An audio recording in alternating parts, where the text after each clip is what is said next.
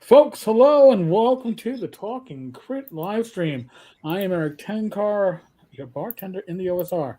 With me, as always, on Wednesday night is my once a week work spouse, Bad Mike Battalato. And with us is none other than Mr. Gamehole himself, Alex Kammer. Alex, What's thank up, you. Yeah, guys? welcome, Alex. Well, Thanks for Alex and having me. I have two things in common, and it's not that we're both vegetarians. Or are you a vegan, Eric? I can't, or Alex, I can't remember. I'd say me, don't No, even go there. vegetarian. Vegetarian. Vegetarian. It's not that we're both insanely good looking in the picture of health. It's that we both just attended GameHole. Me on the opposite side, 'cause we trade off. Obviously, Alex attends North Texas, I attend GameHole, and so. Yeah, just an amazing week. I did my usual 2 day drive up there, and it's my favorite con. I mean, it's just my favorite con. It's so well run. It's just you never feel crowded because it's an entire convention center. The town, Madison's just a beautiful city. The weather was perfect this year. It just amazing, just everything. It was just great, and there's just so many little things that they do at Gamehole. We'll talk about Gamehole a little bit later on, but just so many little things they do that just make it such an incredible con.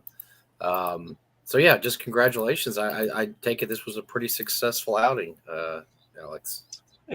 Yeah, it was. Well, first of all, thanks for the kind words. I mean, you know how much it goes into putting on a production like Oh yeah, that. It's year-round effort, and to see it all come together so nicely was pretty damn cool.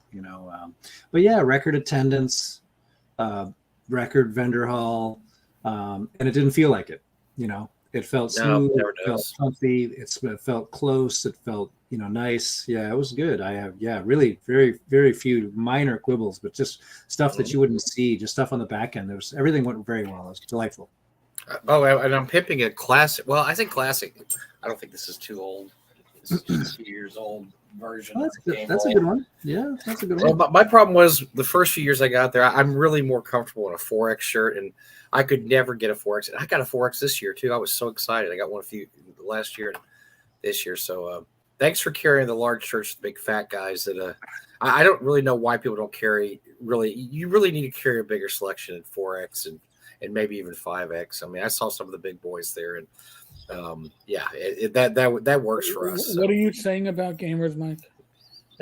Well, Did yeah. I say something about gamers? Huh? What? I can. The as we say on our side, 2XL is gamer medium. Yeah, pretty much. Big. Oh yeah, yeah. Well, Satan always throws that joke. I mean, an auction 2X is gamer small, but gamer medium may work too because no, it was great. It's just a great time. Like I said, we'll talk about that a little later. I wanted to talk to Alex this week because Game Hole's one reason because it was just ended this weekend, and then also because he is doing a Kickstarter for a campaign called "The End of Everything," and I'm going to tell you right now, I am not super. Even though Frog God is helping with this, I'm not super familiar with it. So I did watch the Discord you did with those frogs, but I am excited to hear you talk about this, and I really like Sea King's Malice. Oh, And God, yes. I have not read Red Wizards with Thay because that's a 5e, and this was 5e also. But the great thing about 5e adventures is they can very easily be run as really any edition.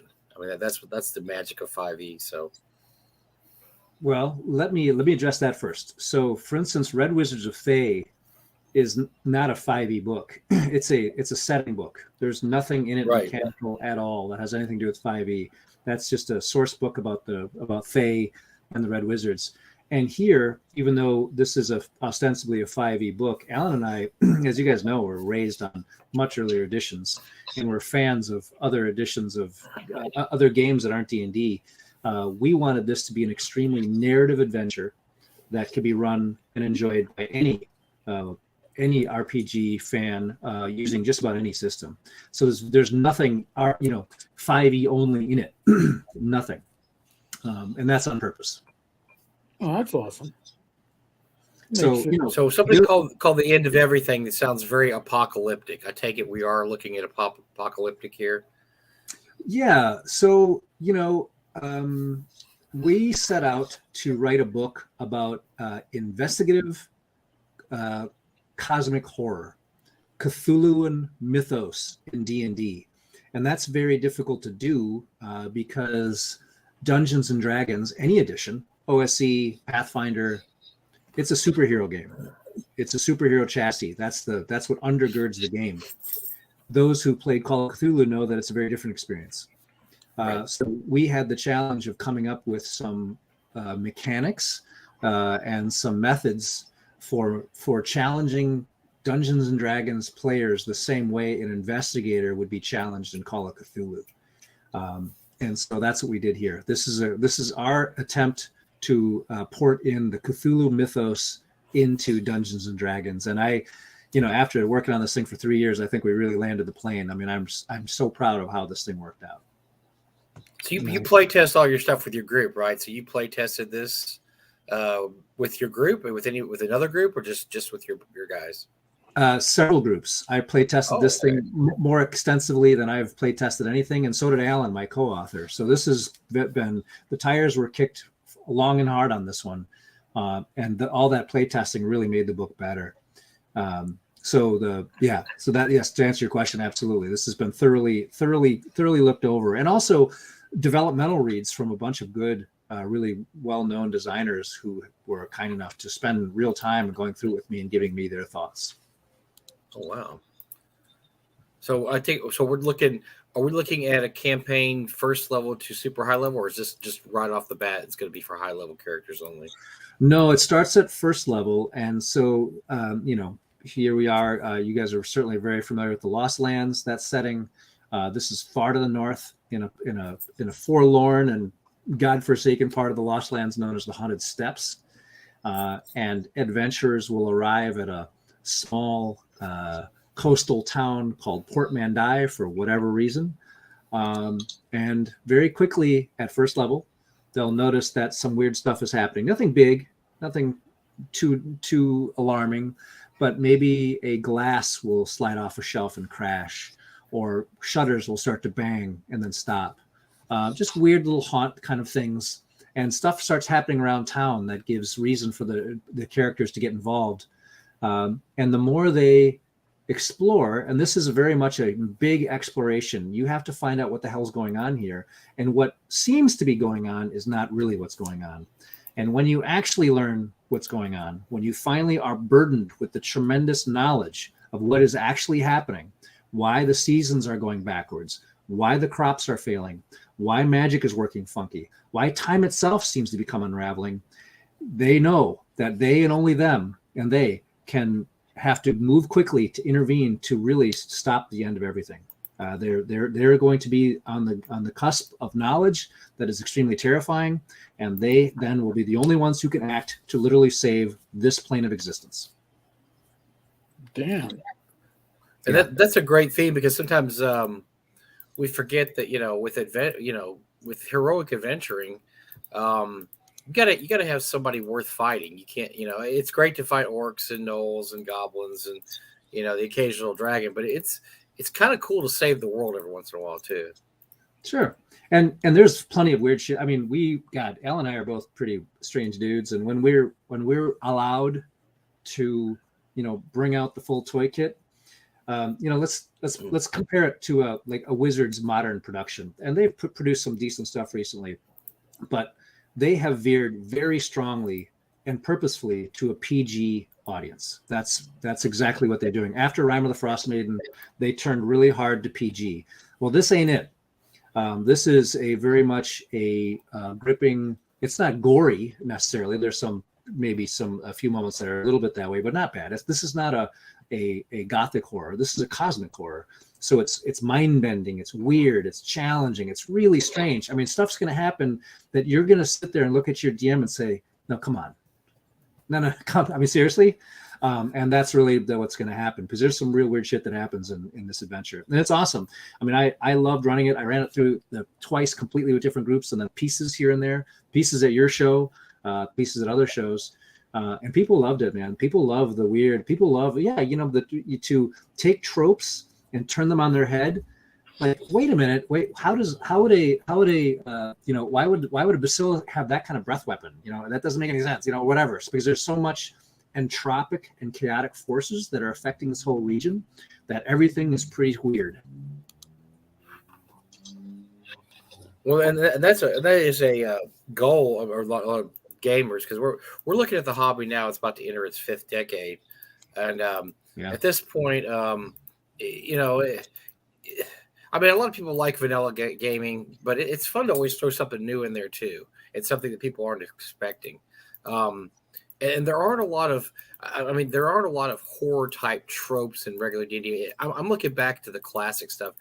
And one of the best adventures I think ever written was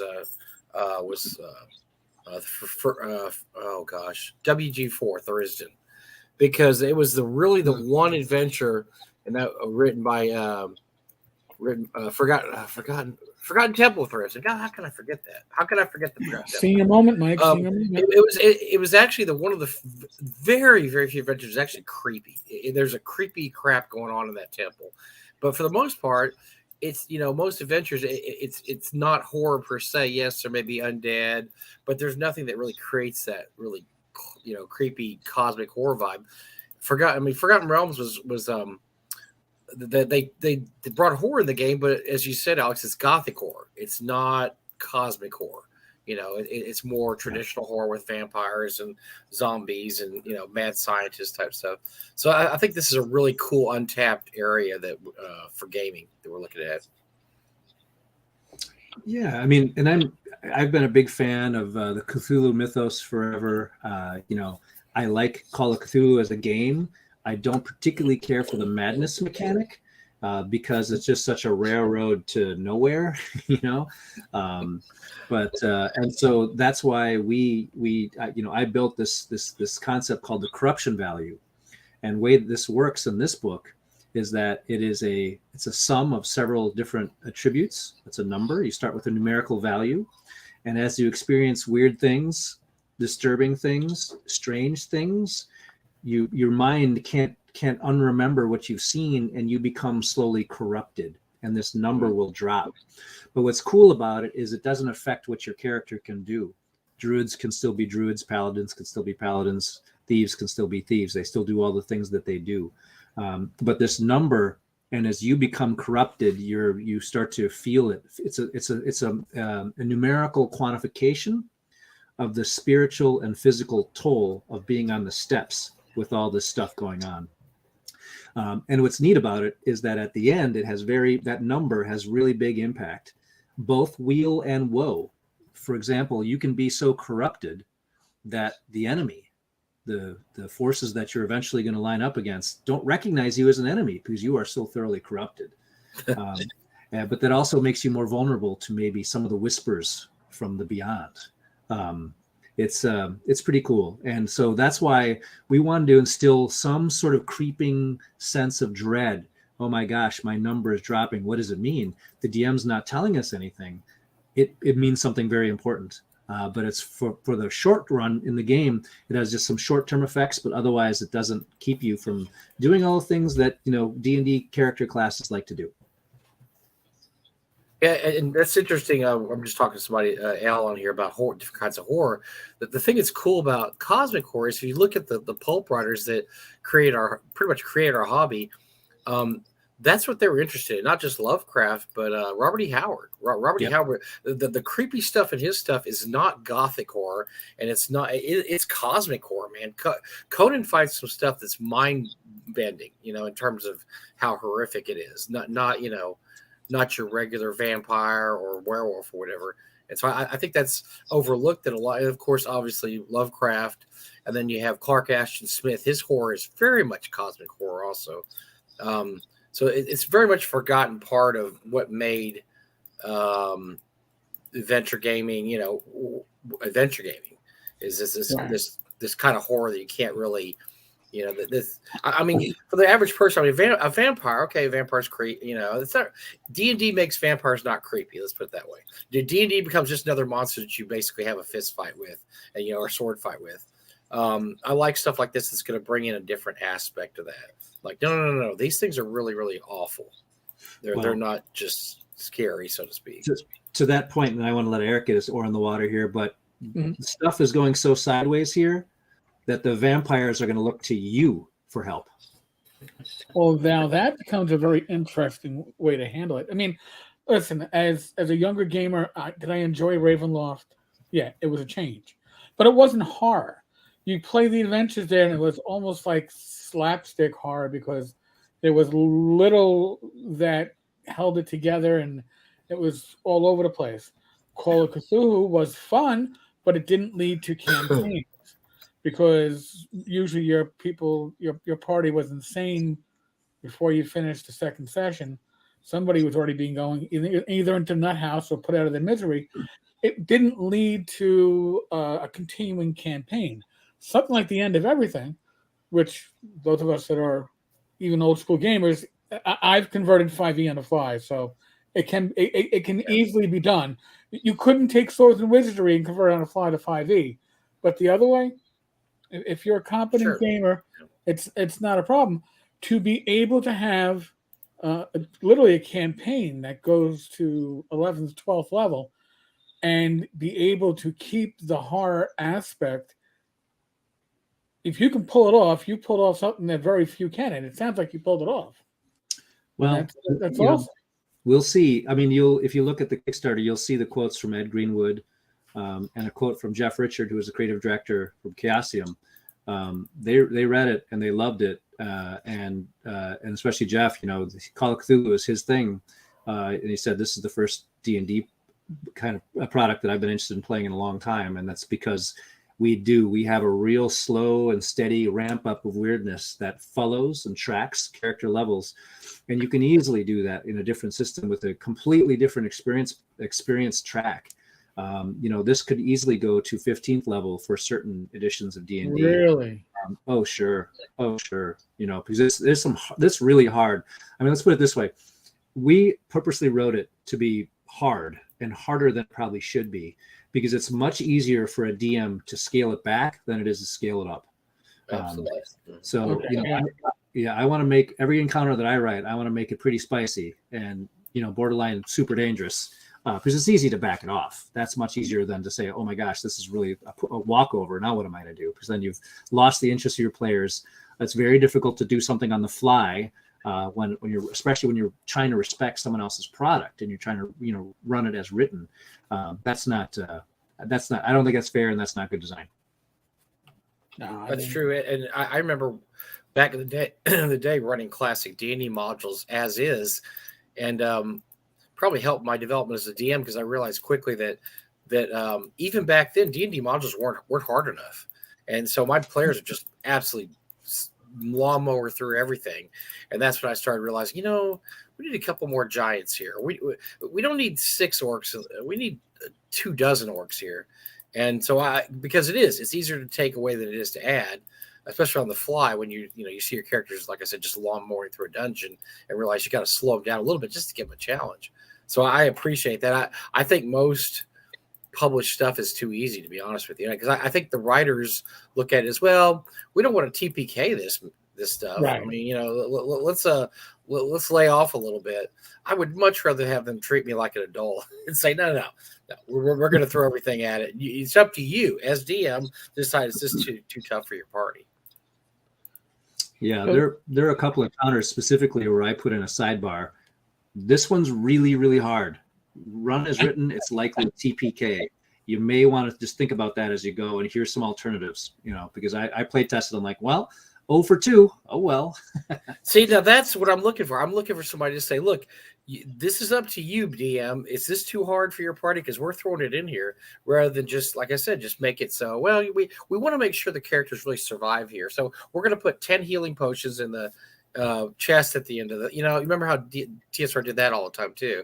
You would always find the magic item you really need. So if you're in that Medusa's lair, you could be sure that the treasure hoard at the end was going to have a bunch of stone to flesh spells, which I always thought was a cop out. Like, well, what does the Medusa do with the stone to flesh spells? Why does she care? She doesn't care if you get turned back to flesh or not. So I'm happy to hear that. That's great. That's great news.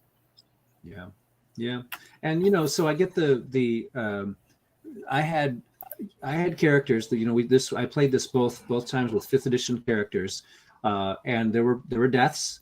and there were very close to TPKs several times, and very afterwards very appreciative gamers for how freaky it was. And I think there's a way to do that with any rule set, of course, the way you set up any encounters, and also the environmental circumstances that the characters find themselves in when they're confronting these challenges. Right. So that's all doable. It's I think a little bit of a 5e gets a little bit of a bad name, like, oh, it's just candy. That's depends on how you run it and how you play it. That you can do anything that way. But this one's really dangerous. I can't stress that enough. This is nothing like some of the stuff that comes out from WotC. This would never pass muster with the mothership. Yeah, that makes sense. Yeah. Yeah. Oh, it's not balanced. I mean, how could you, if you're not balanced in the encounters, come on. But what I like about this too, folks, $25 gets you the PDF, but not only that, it gets you the PDF once the funding clears. You're not waiting months. You're waiting probably 2 or 3 weeks after the funding period ends for the PDFs to go out. Hardcover plus PDF is $45. So it's certainly in this market not a huge hole in your wallet or your purse. I know people have been talking about the Acts 2 Kickstarter and the buy-in on that one, but this is also appropriate for the month of October. And yeah, you'll probably get the PDF in the month of November, but it's kick off your campaign around Thanksgiving. I mean, it sounds like a lot of fun, and I think there's a free preview on the Kickstarter page. So if you want to get a sample, you want to take a peek, you don't want to jump in all 2 feet just yet, download the sample, see what you're going to get. Alex is a great writer. Well, here's a cool thing too, is that you said about getting the PDF quick. That is a great strategy, because number one, as a buyer, it tells me it's already written. Correct, Alex? I mean, it's done. It's pretty much finished. Yeah. Well, this was one of the first hard precondition I had to write another book for the Frogs, and that was, we're going to have a finished book before we even talk about a Kickstarter. Finished. Absolutely. And art, layout, everything, because I freaking hate all these Kickstarters I have that are years behind in fulfillment. That's bullshit. That's not fair as a consumer. Yeah. And especially the Frogs, they're a real publisher. There's no reason to do this. Right. And you guys have the muscle to put this thing, line it up on the front end. So we did. So this thing's ready. This thing's done. I've been penned down since January. I've been recently done some stretch goal stuff, but the book's been written since just past the first of the year. This thing. So it's ready to go as soon as, and as far as, I mean, I did all the paper. I looked at a bunch of different kinds of paper. I wanted the best paper, all this, the type of binding, I proved all that stuff. And to get this beautiful book for $45, that's wild, man. I mean, I was like, I told those guys, I'm like, you guys are selling this for too little money, but that's what they want to do. And that's great. I mean, what a value for $45 to get a, 250 page book that has all this gazetteer, all these new monsters, all these player options, and this massive adventure. It's pretty dope, and I'm excited about it, because I think people are gonna really like it when they get it. Well, I have to remember too, 5e products are going up in price, right? Wizards of the Coast has essentially, if you're buying from Wizards, your $50 book is now $69.95, because you got to get the bundle with, their digital version with it if you're ordering direct from them. Paizo just announced price increases on everything but the core books. So some of their adventures are going up like 30-40%. Things are going up. The smaller publishers seem to be the ones in general that are holding the line on prices. And I'm happy to see Frog God doing that, because, again, the quality is Bill Webb loves high quality books. That's one thing that's, he used to brag. Which with the Blight, you could put bullets into it and it wouldn't penetrate it. I mean, Blight was insane. Yeah, it was. Yes. That might have been too big. That might have been too big. But it existed. So yes, I mean, again, folks, you can back this. It is written. You're not going to wait 10 years like Far West. You'll probably, like I said, wait 2 to 3 weeks after it ends, so the funding can clear, and your PDFs will be available for you, and then the print run will start. It's great that you don't have to wait forever. You're gonna get your PDFs in November.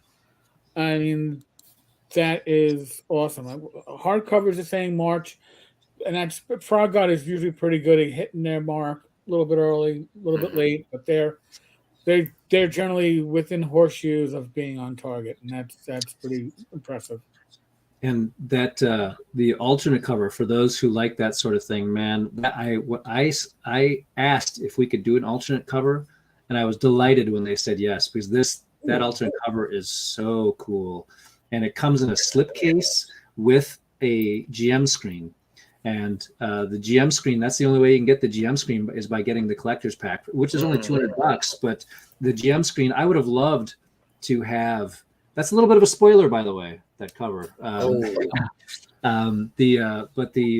GM screen would have been awesome to have while I was playtesting this, because I have haunt tables and corruption tables and stuff like that are not necessarily 5e tables, but a lot of stuff that I want to be able to look at. And I can't wait to get that GM screen. I backed it myself because I want the GM screen. I just wanted to make sure I get one. You don't get a freebie? Oh my God. Then we don't throw you. I may, but I just want to make sure. All right. So the artwork looks great. Who were the artists on this? Do you know some of the names we're looking at? I do. There are a lot of the core Frog people. The folks that you've seen before, Artem, and those guys. They and there's some new. Casey did a really great job on getting a whole bunch of new folks in. Yeah, he always does. That's a good job. Yeah, that image right there with those cultists is one of my favorite. That was an early piece of art. When it suggests to player characters to do one thing, but really the opposite is really the right way to handle that, and it's almost impossible to figure it out, and it goes sideways really fast. And that's what I like about this too, is that it's so much exploration. It's not a dungeon crawl. This is not a mega dungeon. There is some subterranean dungeon setting here, but there's a lot of overland travel. There's a lot of investigation. I really wanted, and Al and I both really wanted this to be a quest for the truth. What the hell's happening here? Why is this happening? Why can't we figure this out? And then once you do, it's pretty stark and pretty dire and pretty awful. And then you really have to say, okay, we're going to go try to fix this. I don't know if we can. I don't know if there's any way we can fix this, but we got to try, because if we don't, because no one can. The stretch goals are all PDF unless you're in at the highest level, in which case you get them in print. So there's no stuff for the Foundry VTT in this one. I hate to disappoint you. I know I'm not disappointing you by saying that. But it's coming. Yeah. Yeah, the VTT stuff is everyone. That's going to be a separate thing. That was always my complaint with Joe Block used to know this. I was like, Joe, your maps are great. I love your mega dungeons, but I'm running this as a VTT, and I'm having to go through with my poor Photoshop skills and remove things like secret doors and concealed doors and room numbers and 15-degree slope that's written on the floor that my party is making jokes about. VTT maps are probably like the one thing that really excites me when I see something being offered. It's like, oh, they're offering, the maps that I can just drop into my VTT and not have to worry. And yes, I play a lot of VTTs, even though I live in New York City, because old school gamers are hard to come by sometimes. Okay? Sure. Well, I'll tell you that all the player maps are already done for all of them.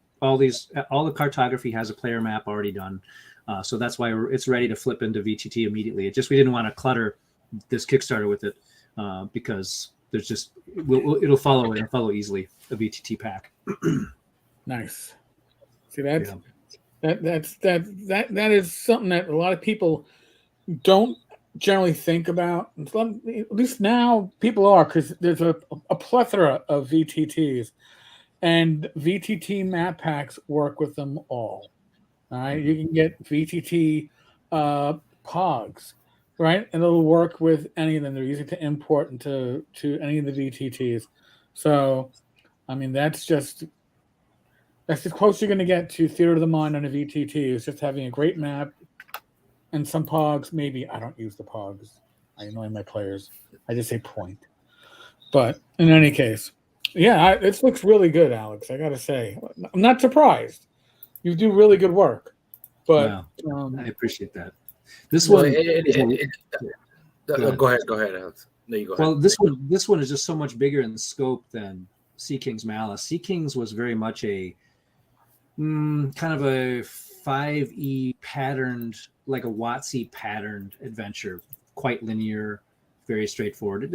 I thought there had some really good points, but this is a massive thing where there's lots of ways to go about sorting this thing out. You can go in all kinds of different directions, which is challenging. It's much more challenging to write an adventure like that to accommodate groups going in different directions and going to different regions, and not in some specific order. But that's what that's why it took 3 years to write. We were banging away on this thing for a long time to make it. So this is really a sandbox with a real central narrative theme and a real sensitive narrative, central narrative thread. That's what we tried to do. Yeah, I like that type too. I enjoy sandboxes, but I also think one of the better sandboxes I remember reading it's been a while since it came out was Valley of the Five Fires by Richard LeBlanc, because that's how it's set up. It's a giant hex crawl sandbox with a central theme, which is the 5 valleys you have to go to gather, which you don't have to even touch. You can do it or not. And I always like things like that you do what you want to do. You're not going to do what the writer makes you do. And I think as a whole we're moving away from those kind of adventures anyway, because people enjoy approaching problems the way they want to approach it. If you look, I mean, it's always funny because people rail against railroad adventures, and I always point out that pretty much every letter module adventure in First D&D is a railroad. You go here, you go here, you go here. There's a dungeon, but it all leads to this one point here. So no matter what you do, you're going to that one point. I do appreciate having more choices, having to be able to do things differently. Sure, yeah. So I'm excited. I mean, there's some other cool things we put in here. For example, in those that are real Lost Lands savants will know that in the Haunted Steppes, the gnolls are different than the sort of noble savage or destructive creatures they are that can be elsewhere. The gnolls here are very druidic, and they're tied to the land, and they're the protectors of the steppes. And in fact, you can play a gnoll character in this book. We give specific rules to that. Yeah. And the gnolls are very important in this story as to when civilization, when all life is facing the end of everything, the gnolls answer the call, as do others, and it's pretty cool. Well, what I like is that it's a campaign. It's a bit setting material, but it's a campaign, because one thing that's always an issue, at least for me, is when you buy an adventure, you always have to find a way to shove it into your campaign. And I'm also that same asshole that when I'm actively running games, I'm rebooting every 9 to 12 months because party reaches a certain point, the campaign's reaching a certain climax. I want to swap things out because it keeps me interested and excited in it. So a campaign with a beginning and an end, or at least a beginning and a climax and maybe an open ending which can go on to other areas, I really appreciate. It's something that just being given a setting or being given a bunch of adventures doesn't do the same thing. This one starts at level 1, and either you put the genie back in the bottle or it all goes to white. So there's a real ending if it doesn't go well. So then you better find a different plane of existence to adventure in, because that one won't exist anymore. And this is, if you played, this should give a group that plays regularly at least 6 months of play. Wow. At least. There's just a ton here. And if you like certain areas that, we wrote additional story hooks for each spot. So you could do more stuff there if you're so inclined. Yeah, and it's a big map. That's also with any of the print books you get. There's a poster map of the haunted steps that comes with you, because we added a bunch more towns. We added a bunch of new locations. So you get a big poster map that in each book as well, tacked in the back. And you'll need it. You'll need it to navigate all the overland travel. I mean, you'll log some miles on this one. Nice. Yeah, I like that too. I like the great thing about overland travel. There's a lot of resource management. I'm a weirdo. I like that my characters engage in resource management. You know, okay, we pull out what do you pull out? What do you have on your mule? Well, let me see your list. What do you got on your mule? You do not have torches on your mule. You forgot the torches, and you're in the middle of nowhere. So no, you're not pulling out your torch. Like, oh, we did forget that. Damn. Bob, the link is in the bottom of the screen. It's on that scroll there. tankars-tavern.games/the-end. It'll take you right to the Kickstarter. I try to think of these things ahead of time. Good job. I didn't mention. Well, that's very good of you. I just backed it myself too. I was waiting around to see if I get a free copy, but I'm like Alex. What the hell? I want a copy anyway. So yeah, I want it now. So I remember with your Sea King's Malice, you had the really really cool Beetle and Grim maps. Do you have any? So I guess that special edition, the one you're talking about, that's kind of the upgrade on this one, right? Is the yeah. So that comes with what, a GM screen? What else? What else does that come with? Yeah, and you also get a printed version of all the stretch goals, because at the other levels you just get those as a PDF, all the stretch goals.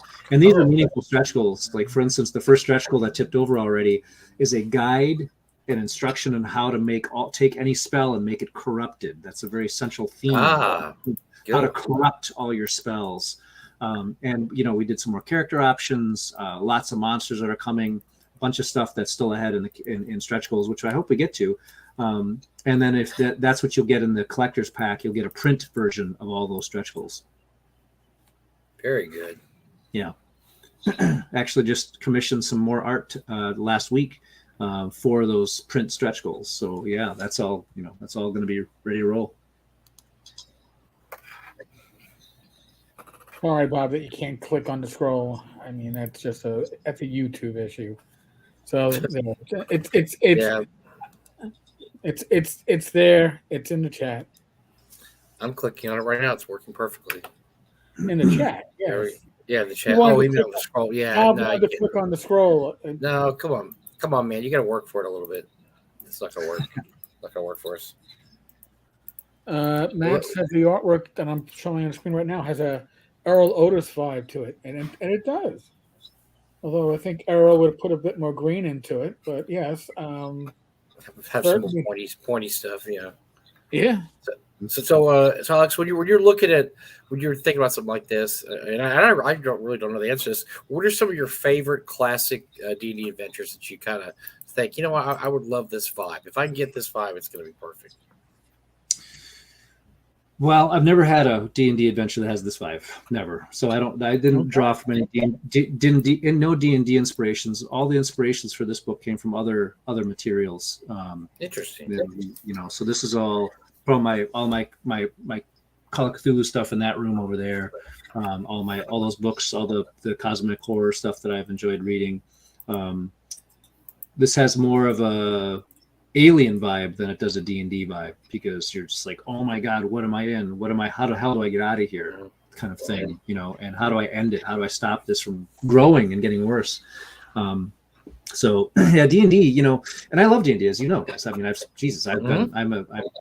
look at the wall behind me. I mean, I'm all about it, but and this is just a little different in terms of that. The challenges are different here than what you face with normal D&D characters. And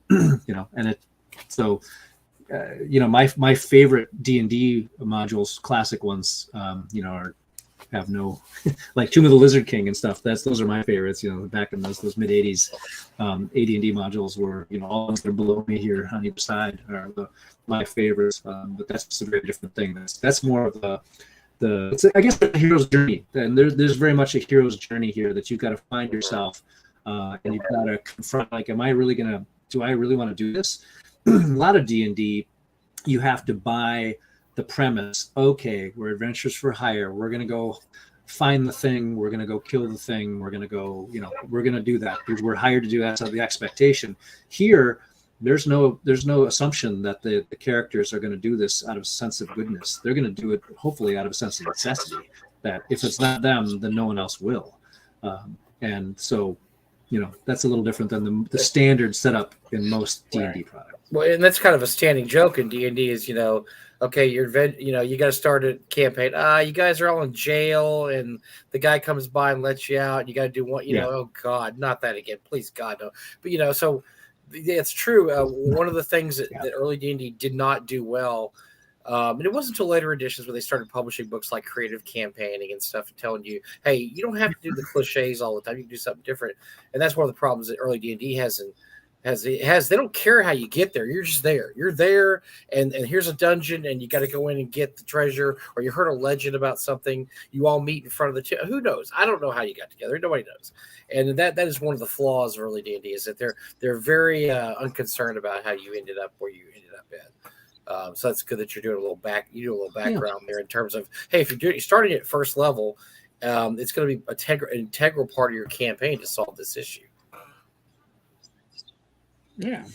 And I've played all the adventures in the world that starts you with, hey, you're going to go do this thing. All right, let's go do the thing. That's fine. Played lots of that. This is just a little more of a slow ramp up where the characters, I hope, will get invested in the setting and wanting to save it. Well, I'm not saying there's not necessarily even anything wrong with it. I mean, sometimes it's fun just to play the guys go get the thing or kill the monster. But it gets old after 40 years, right? I mean, after a while, you're like, okay, I need a little motivation here. Come on, give me something. I got to figure out how to do this. I mean, and that's very much a callback to the classic pulp adventures because, why is Conan going to the Tower of the Elephant? Well, somebody dared him to go rob the Tower of the Elephant. I mean, there's no deep background here. Or, my sister's brother's cousin was kidnapped years ago. No, that's how Conan did everything. He'd be wandering around the city getting drunk, and somebody say, "Hey, there's a big ass gem outside of town. This tower." Like, okay, well, sounds good to me. I don't need any more than that. Although there's a hot chick there too. Okay, well, there's a monster. I'll kill the monster too. So yeah. It's good to have kind of a little more, and I think we talk about this in the show a lot of time, Alex, is that dungeon design has changed so much in the last 40, 50 years that we just ask for more as readers and gamers. What was okay for us back in 1981 is not okay for us in 2023.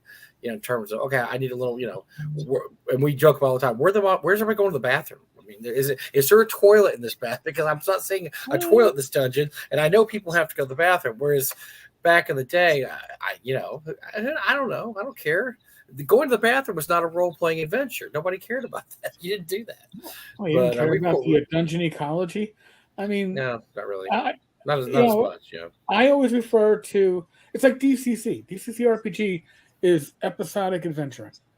Every adventure pretty much stands on its own, and then your characters that survive go back. Whatever they're doing off screen. And then just like your latest, 10 o'clock drama on TV when there isn't a writer's strike, comes back. And some of these have ongoing storylines. And some of them you could step away and come back. And it's like you didn't miss anything because you didn't. Unless somebody leaves the series, in which case, last season, Joanne was a character. But look, Susie now replaced her, apparently. That's like but when we gamed in our early years, at least for my gaming group, we didn't think of it as episodic. We tried to use the Greyhawk as a setting, but we had no experience with it, and we were getting adventures that were tournament adventures for D&D, which weren't going to show you how to run a campaign. I think now we might be old school gamers at heart, but we've learned about the advantages of a sandbox, a campaign. You're having events actually matter, where there's like repercussions. You know what? You guys, when you left that dungeon, you did happen to leave those eggs behind.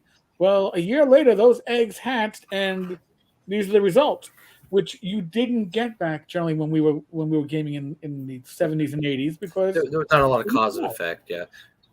And we always, and Garrick and I always talk about the fact that you take 100 designers now and pull 5 names out of a hat. Send them. Pull Jeff Talanian, Tom Wilson. Yourself, Bill Webb. I don't know. And send them back in time and to 1981, and you would immediately have the best stuff ever written back then because just the whole design has gotten so much better. We actually have design. We didn't have design back then. A lot of stuff was just random, and as Eric points out, all the classic letter modules for the most part were tournament adventures. They just rewrote to be not tournament adventures, and that's just the legacy we have. And so nowadays stuff is just written so much better, and we require so much too. We require a lot more out of our campaigns and our adventures because of that. It's an evolution. I still remember trying to get my players into G1, 2, 3, and it's like, how do I get them? How do I get them to? What's the motive? And you start thinking. That's when you got a little bit more mature. What's the motivation for these people to travel halfway across the world, if you're running it in Greyhawk, from where they are now to get with the Giants? What's the motivation? Well, they didn't need motivation at a convention, but when your campaign started to get there. So what Alex has here is setting material, but your motivation is built in. And like you said, if the players don't succeed, I guess the campaign world in that universe ceases to exist to a large extent because lack of action or lack of success is going to have very major repercussions. That is something that most adventures don't really have, or if you're running a campaign, every adventure has that, and therefore it has no effect. Afterwards, we've already saved the world 7 times. It's like Marvel Comics. How many times are you gonna watch, Iron Man save the world, or DC Superman save the world? All right, we did this before, but now it's a little bit different. No, I still have never figured out in the MCU or the DC universe why everybody would live in New York City, but I mean that's the perfect. Somebody needs to write a comic book universe where everybody's left the big cities, and so there's this giant exodus to the Midwest because they're so tired of New York. Doctor Doom trying to blow up New York every other way. Namor invading it, and I'm through. I mean, who would live there? No normal human would put up with that anymore. It's bad enough, Eric. Now, I mean, all the traffic and the issues you got now, and the can you imagine? Can you imagine trying to get insurance on a building in Manhattan? Well, and you try to bring Rach to the doctor, and they go, "I'm sorry, sir, the street's been cut off. The Fantastic Four just destroyed your doctor's office, so you have to reschedule."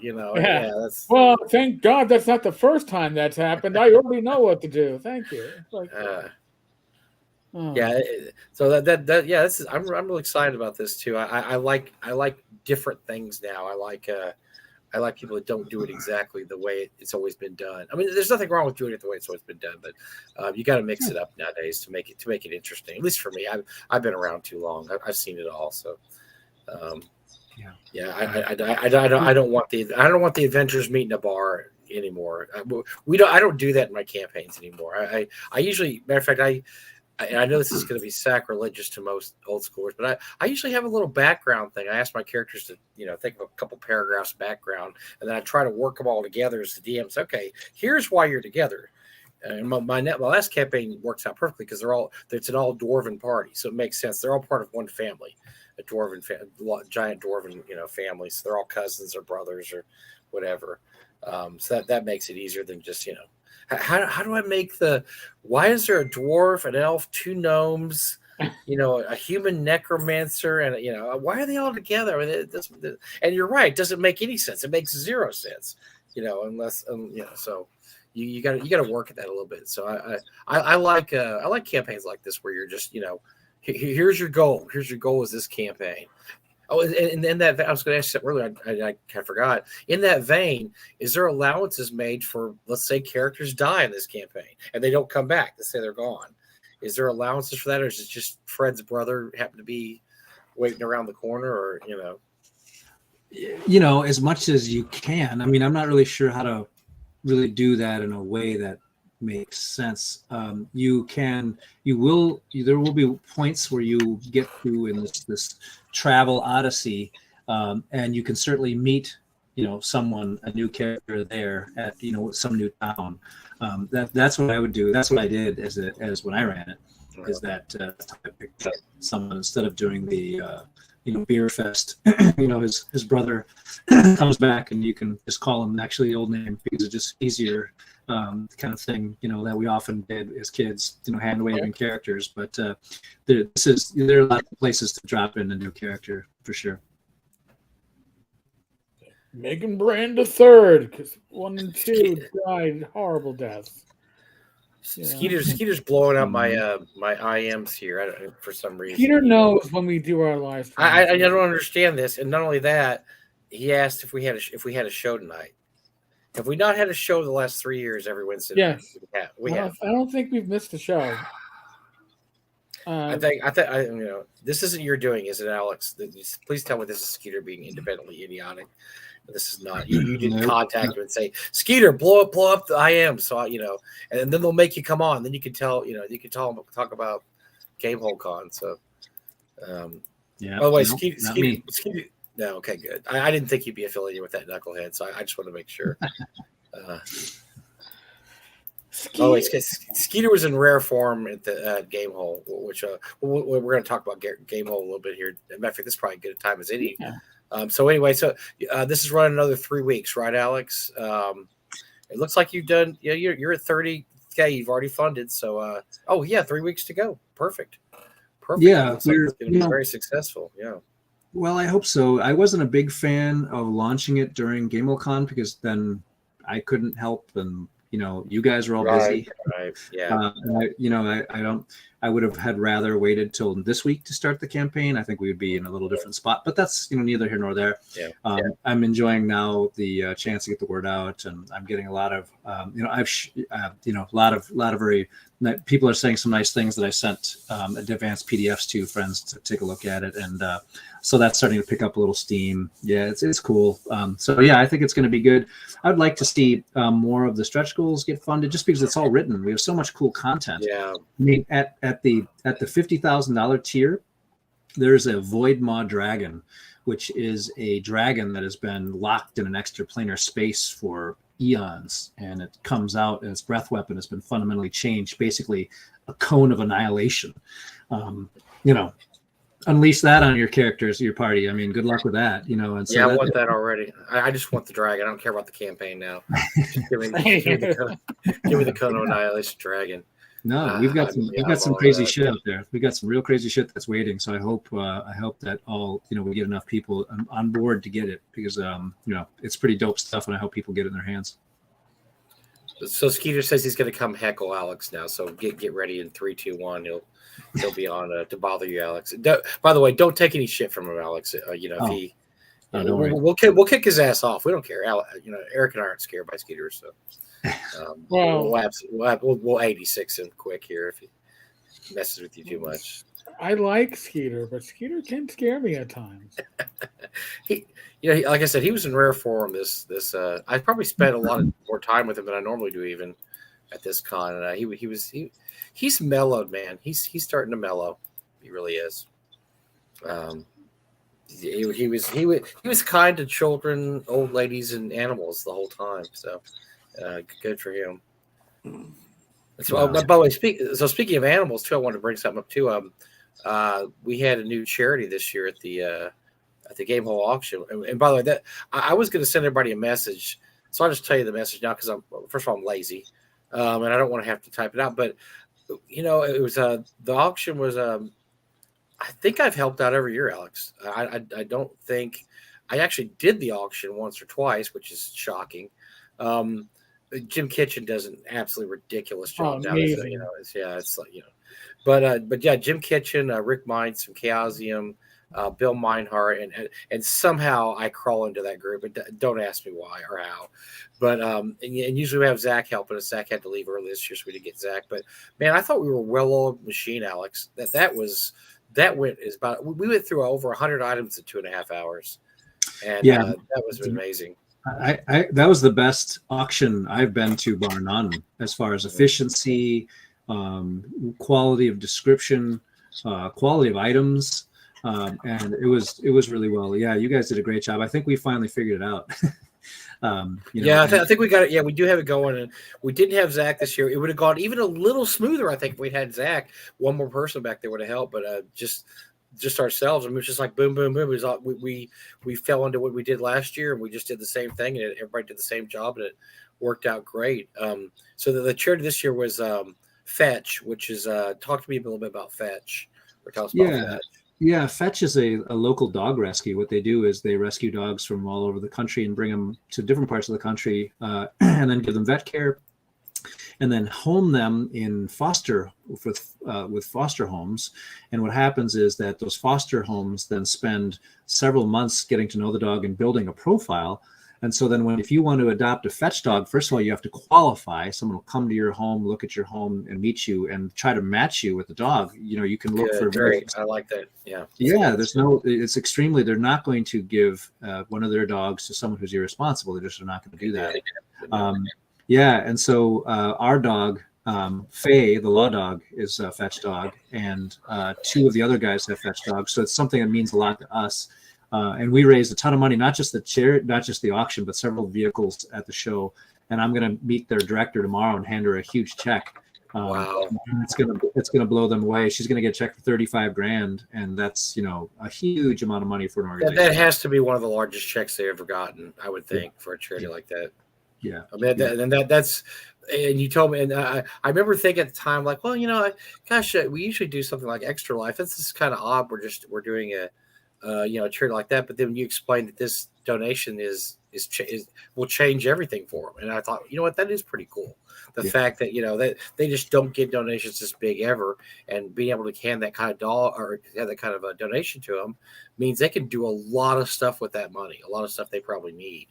Yeah, that'll change them organizationally, quite frankly, and that's pretty cool. And so, that's what.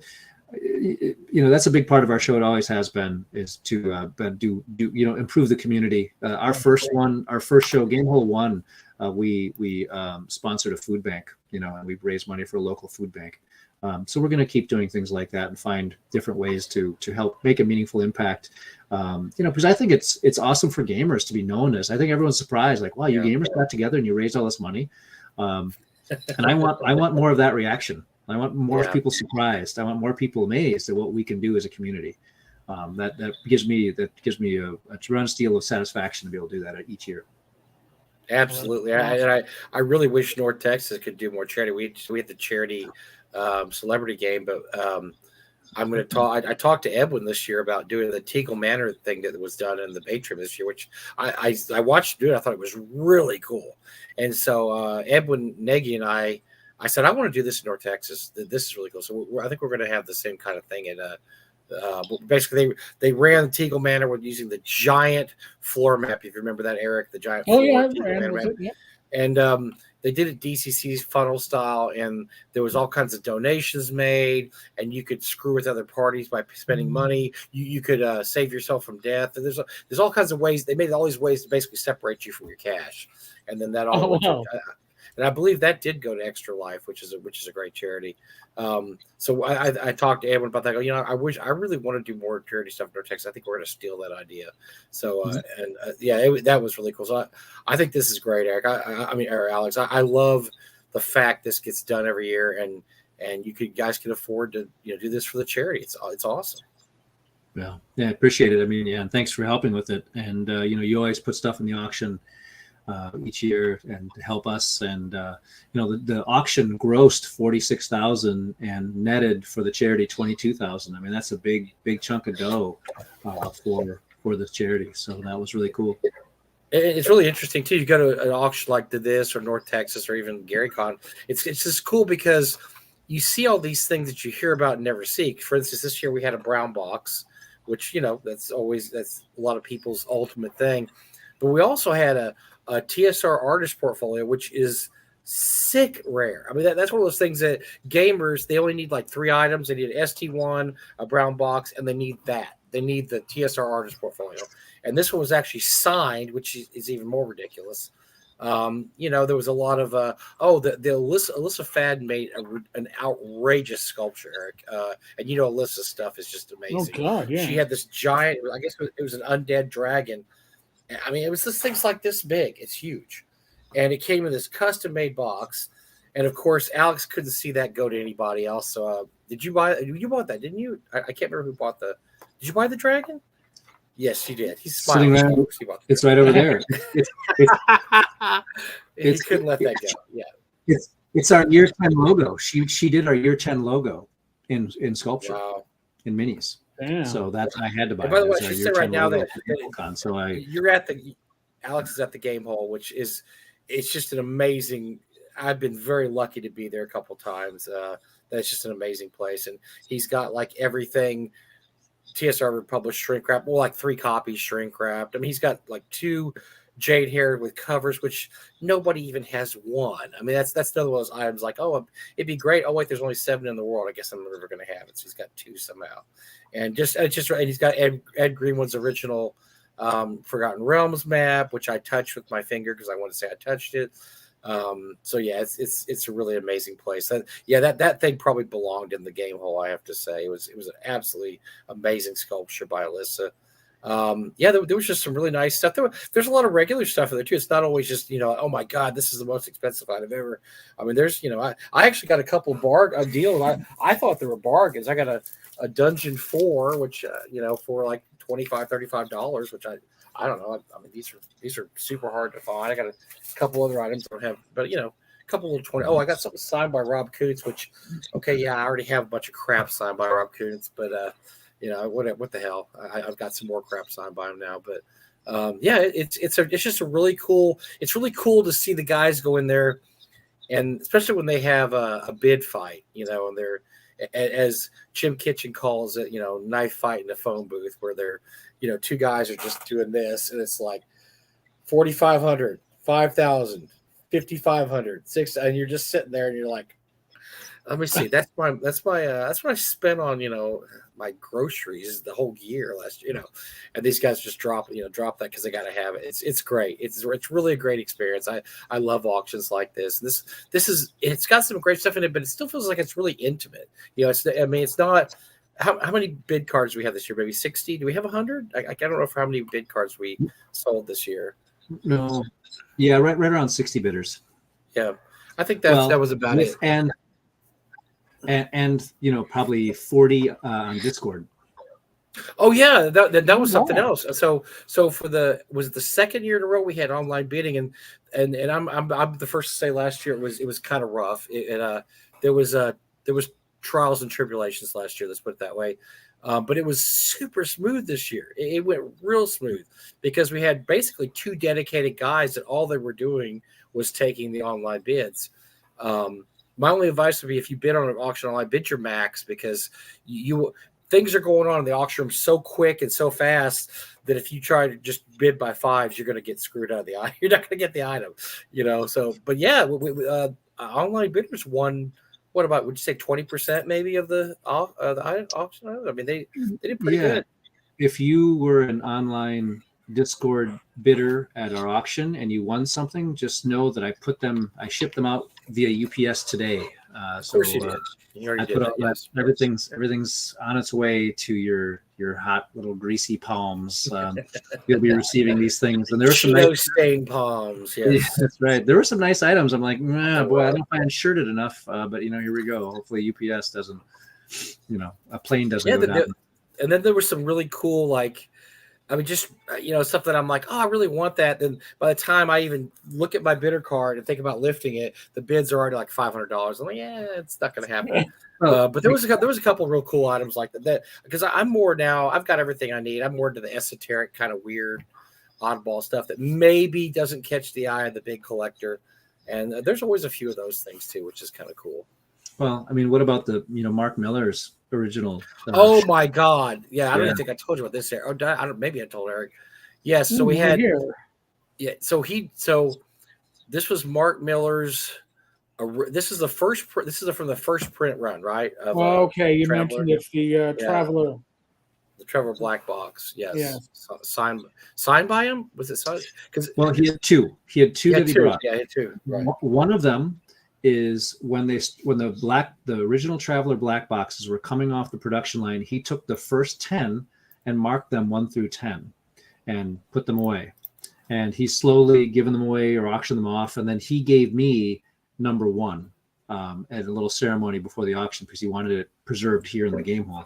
And he put this Very special. cool. Yeah, he's such a kind, generous he's a man. super cool dude. Yeah, he's awesome. And then he donated, not consigned, donated a original black traveler box in original shrink wrap, which I've never even seen before.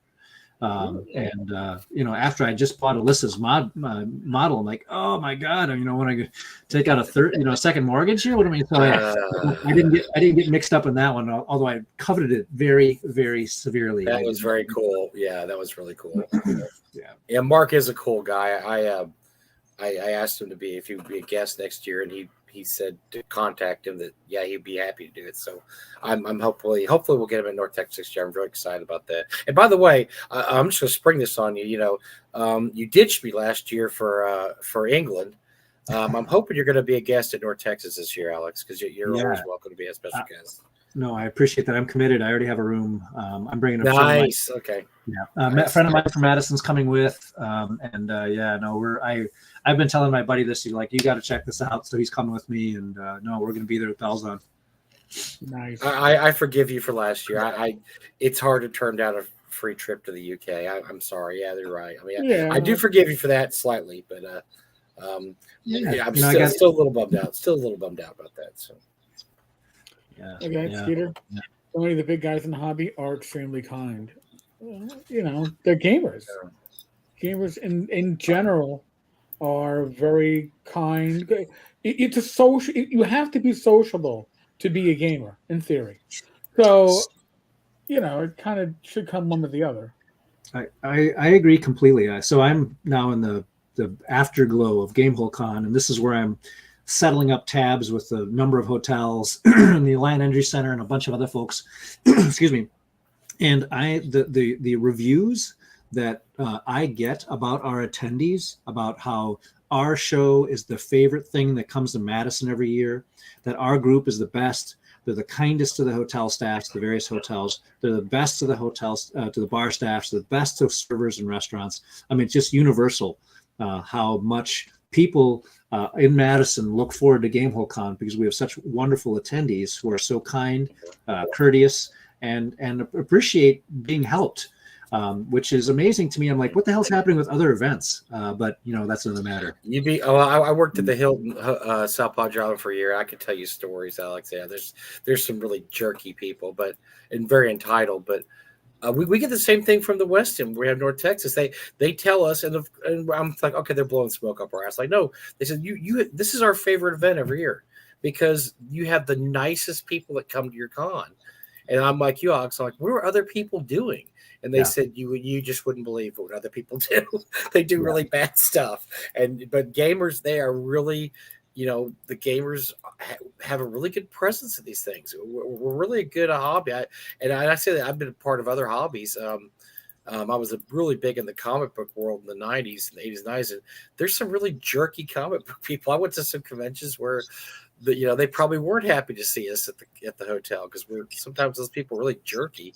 But the gamer people are just so damn nice, man.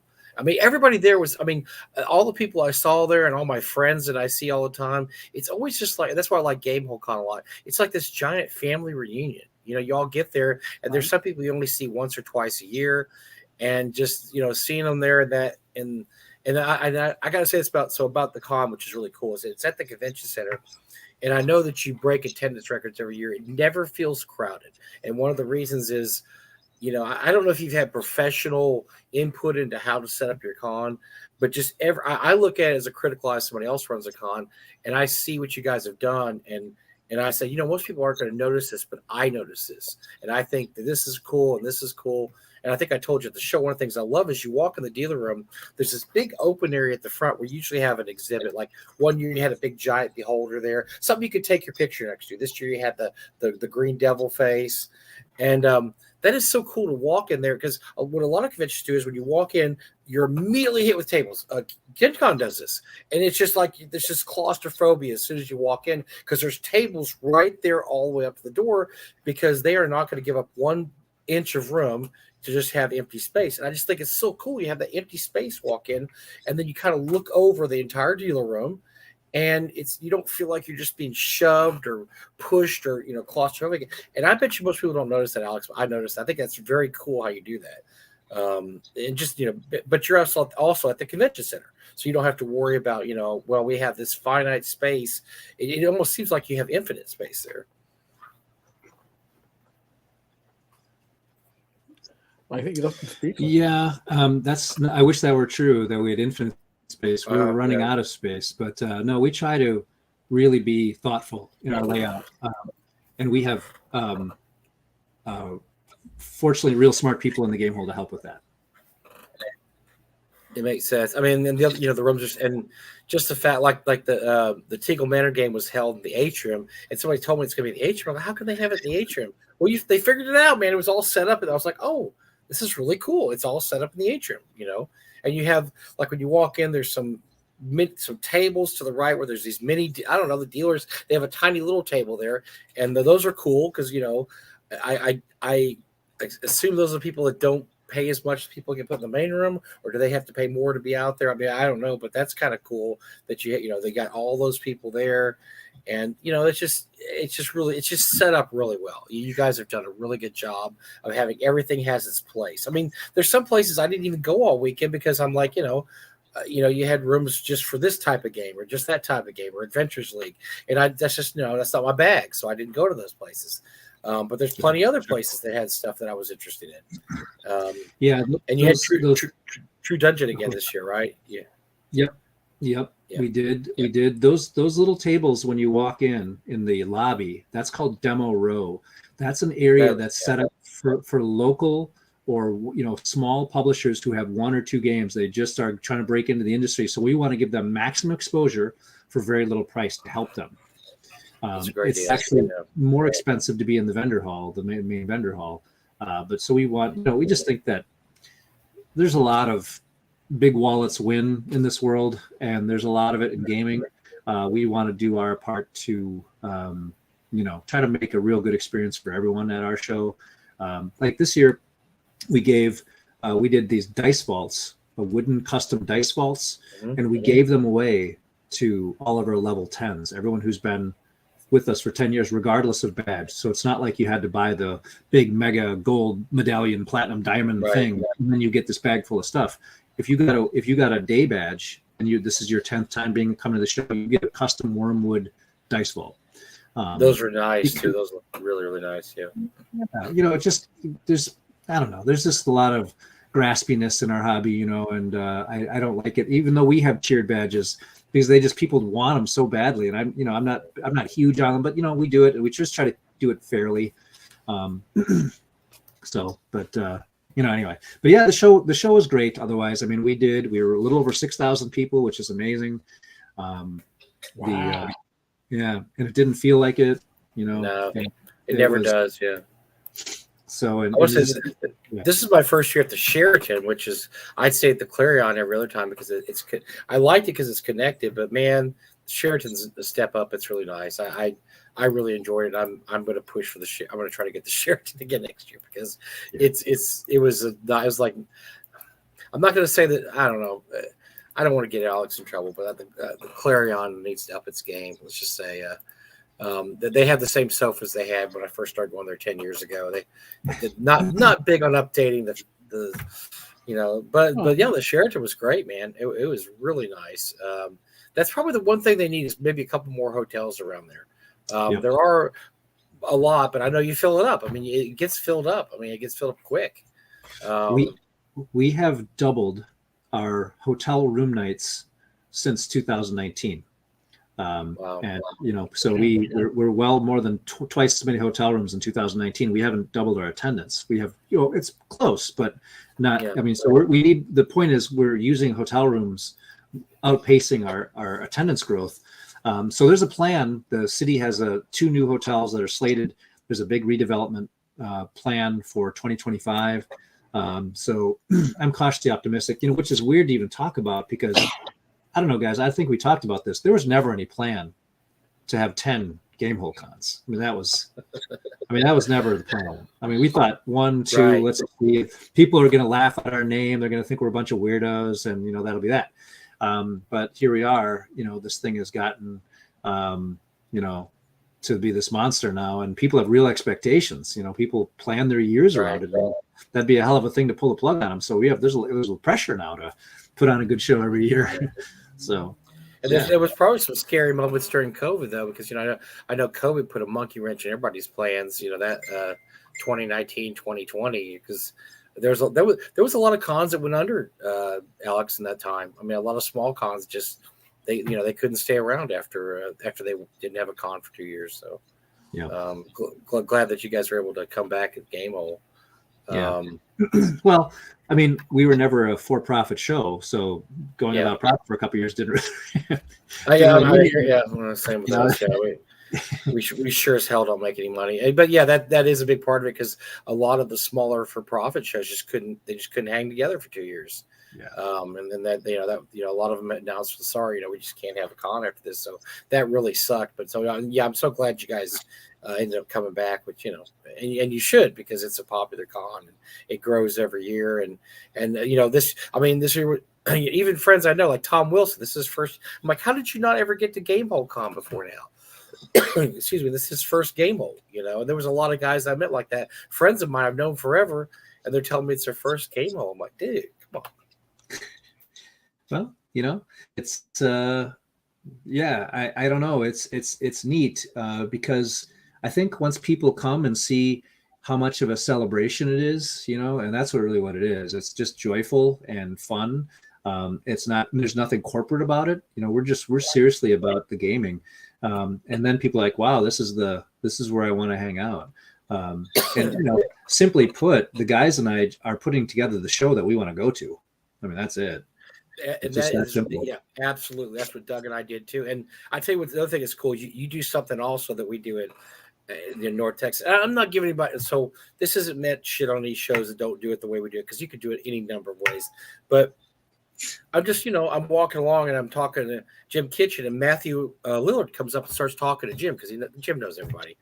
And it's just so cool and laid back. And I'm like, hey, man, I loved you in The Bridge, because we just saw that recently. And Matthew Lillard's a cool dude, man. He just started talking to us, and we just ran into him in the hallway. It wasn't VIG only room, or section where we would never see him in a million years. He was just walking among the regular people. And then, one night I'm sitting in the Sheraton room there. And there was like one room, I guess that's the kick-ass room, all the kick-ass people. And I snuck in there every night somehow. But, I'm sitting there, and, next thing I know, Mike Merles is in there. And I'm like, oh, dude, we got to have you in North Texas. I'm talking to Mike Merles, John Peterson, Matt Forbeck. I mean, all these big guys you've heard even outside of gaming. They're just all rolling in there, and we're all just sitting around just shooting the shit. So I'm sitting there, listening to some stupid story about how John Peterson spent $50,000 on some D&D book. I'm like, okay, this is cool, being able just to sit here and hear this. But that's what's so cool about it. It's just all these people just hanging out. Nobody's like, oh, dude, you're not supposed to be here. This is for the VIPs only, or the VIGs only. What are you doing in the room here? Everybody's just kind of hanging out and having a great time. I just love that about your con. Yeah. I'm a very anti-velvet rope kind of guy, and I know you are too. And so that's just not the way. This is not the way we do it. Like Matt Lillard wasn't even invited; he came as just an attendee. That's awesome. That is great. Yeah, because I know he's been to a few of them, right? He's been to a couple, but so that is really cool. He just shows up like that. Yeah, and he's a cool dude. He told me a great story about how I was telling him I figured I didn't want to tell him I like Scooby-Doo. I'm sure he hears that a million times, but my wife and I just watched The Bridge, and he was kind of a sleazy reporter in the 2 seasons of The Bridge. And so I told him we really love The Bridge. We just saw it not too long ago. He said, do you know that I DM'd all the writers on that show? I'm like, whoa, this is a great story. And it was a great story. So he just likes D&D. He was like, oh yeah, I got him all introduced to D&D. And now some of those guys are still in my group. Some of the writers of the Bridge are still in my D&D group. By the way, if you have a chance, watch The Bridge. A really good. Only lasted 2 seasons, but it was really, really good. Good little mini series there. But yeah, so I thought that was a cool story. So that's the kind of guy that you want to have. You're kind of guy that just likes D&D. And I know from talking to Joe Montega that we try to get him to come next year. Hopefully, get him in a future year. but yeah, the talks he had with Gary about how he just loves to play D&D, and that's that, no big timing at all. There's no big timing there, and uh, that's the kind of guy you want. You want the guys that have no problem mixing with the regular gamer types. They're just Well, they're in ambassadors. there. They are there to be a gamer and to share their love of it and to be with other gamers. Again, like I said, this is a hobby where when you go to a convention, you go to a comic book convention, you're there for yourself or maybe a friend you went with, and you're looking to buy something or see something, whatever. But when you go to a gaming convention, for me, I want to socialize more than I want to play games. Me too. That Yeah, I'm the to same me way. is my highlight. That's why I'm going. The gaming is secondary because it's such a social environment. I want to socialize. And And by the way, so no surprise to you, Eric, when I tell you this story, but at one point I'm walking to the front, and Kelsey and Jesse are up there, mm, and I swear to God, she stopped traffic for like a solid 40 minutes. Everybody wants to talk to her. She is so kind and so sweet and so genuine. yes, So I couldn't even get in. I couldn't even get the circle, people, because she's saying hi to everybody up there. So she, I think, just wanted to walk around the room, and she ends up getting stopped up there. And then it's like, she can't move. And she, so I started talking to her wife, and we talked for like 20 minutes while Kelsey's being the belle of the ball. Everybody's just go up and saying, "I love your game, love this and that." And I just think that's just so cool because it wasn't like, well, I gotta go do something, guys. It's great to see everybody, but I gotta roll. She's just saying hi to everybody, and that's also, I mean, so you pick some good guests, Alex, because that's the kind of people you want at your con, people that are not gonna big time people, or not gonna say, "Hey, man, I just don't have time for this." And I met Matt Mercer at your con a few years ago. He was super nice. He was eating a piece of pizza in the green room, whatever you call it, and we were in there looking at auction items. I talked to him for a second. I didn't want to bother him because these guys trying to eat, and I'm sure those guys, they have no time to eat the whole time. But yeah, he was cool too. Nice guy. So it's great. It's just great to have that whole atmosphere there, and just to see all these guys in there, and then just see them be normal human beings and not have to worry about, I've been to, like I said, I did a lot of comic book conventions, and there was some comic book conventions where you never see the special guests. You're like, where are they? Well, they're booked for VIP events the whole time, or VIP events. That they're never on the floor actually interacting with regular people. So we try to do that in North Texas too, but you guys do a good job of it also. It's great to see that. Peter has a question. Who Uh-oh. is someone that has never been to GameHole Con that Alex would like to see there? Very good question. So it's not celebrity type folks, although we have plenty of those. It's just other game designers that I'd like to have that we haven't had yet.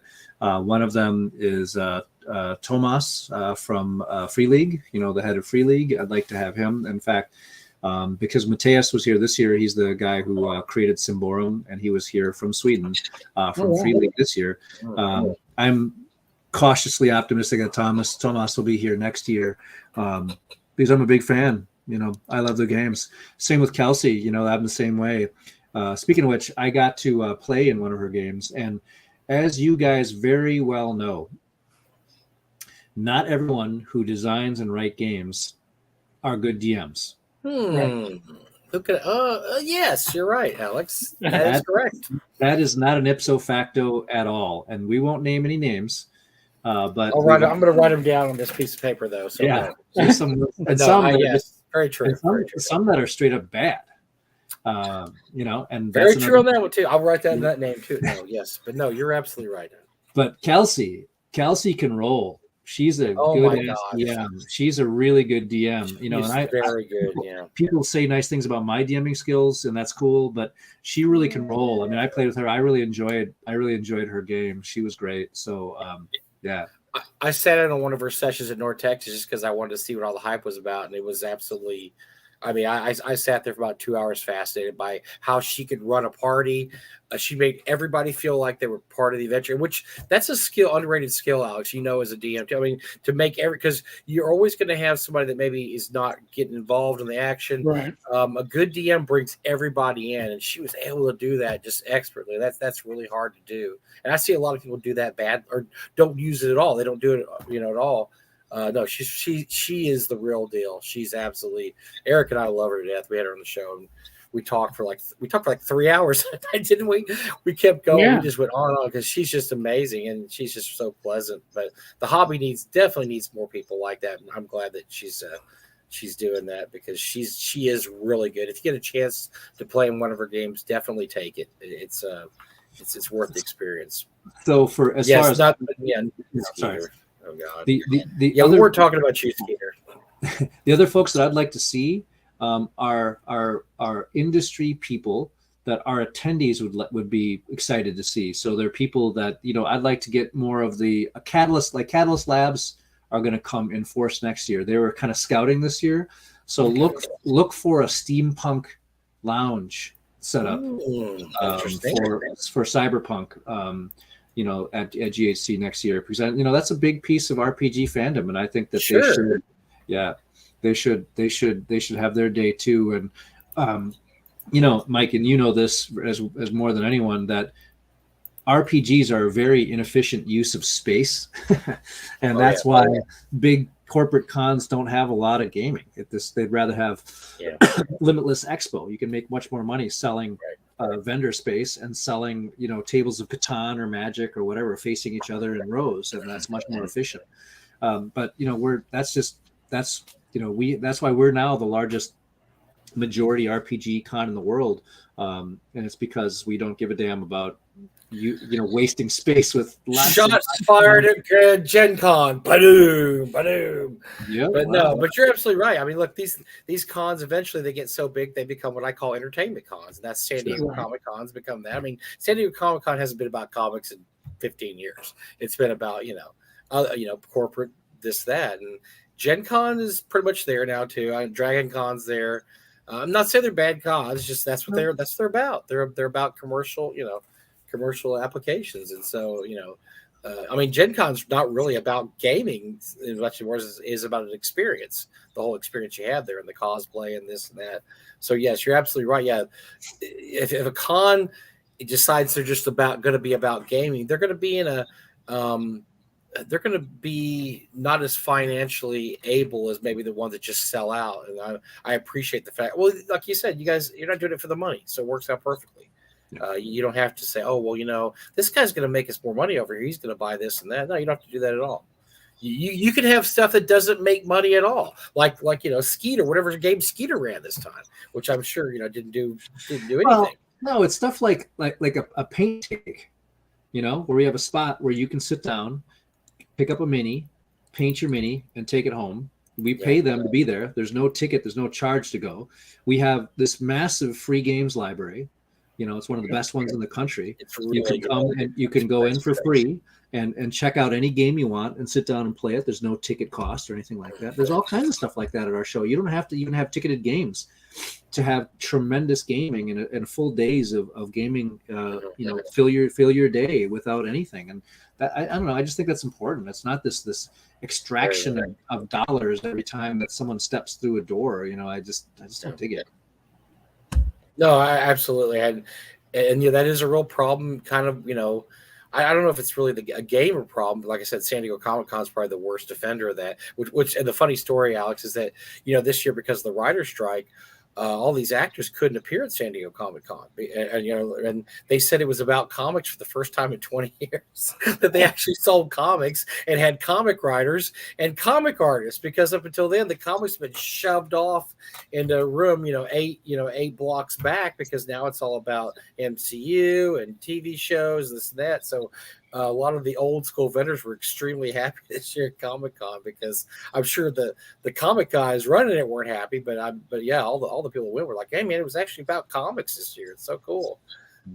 That's just kind of the natural progression of things, unless you change that progression and say, no, we don't want to do that. We don't want to become, and I talked to a lot this weekend was Luke Gygax, and I was very happy to hear that's not the way he wants to go either. He doesn't want to just have the most giantest con in the world. He wants to respect his father's memory, and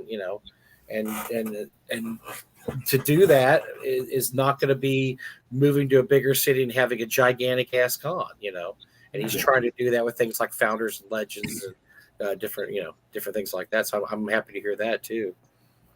Yeah. I mean, I'd like that con to stay in stay in Lake Geneva, and we talk about a lot how it's just maxed out, and there's nowhere else to go there.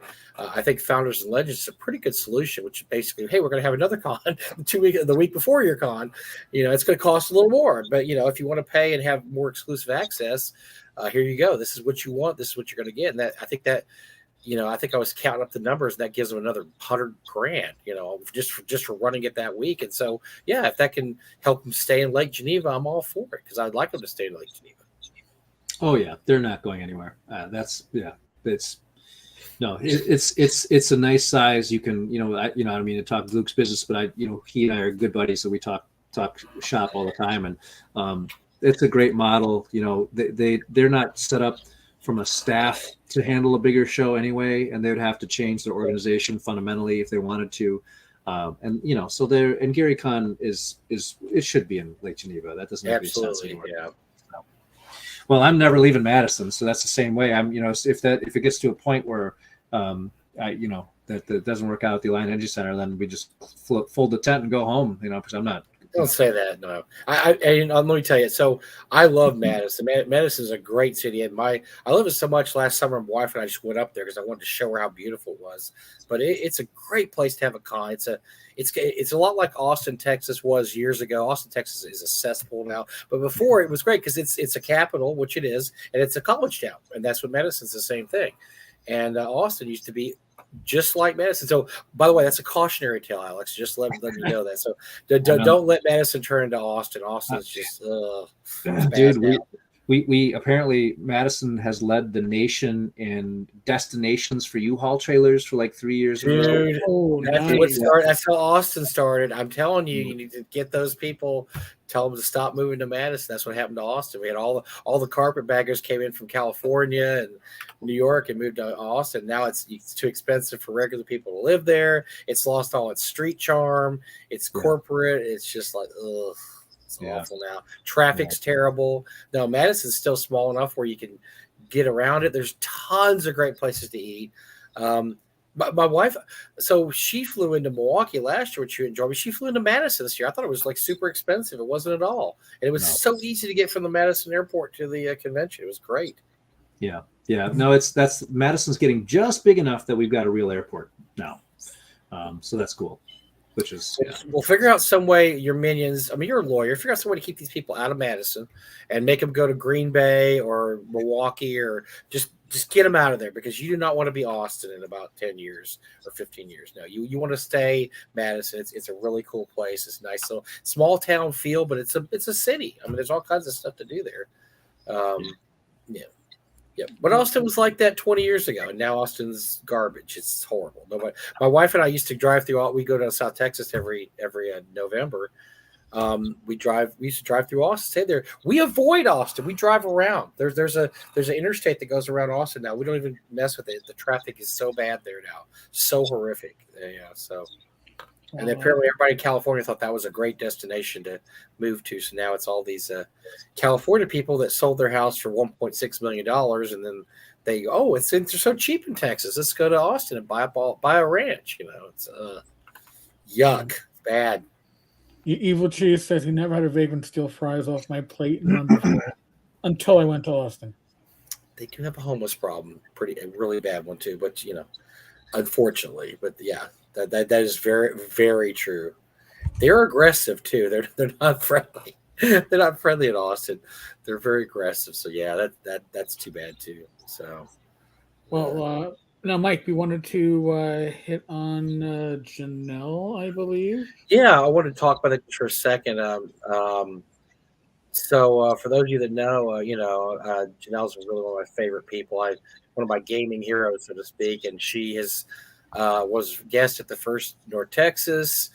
She's in our North Texas Hall of Fame, which, by the way, you should think about doing that sometime, Alex. It's kind of a cool thing to do. I think you need a Hall of Fame too. I think you need a GameHole Hall of Fame. I'll throw in my name too. I'll throw my name in there. No, how nice.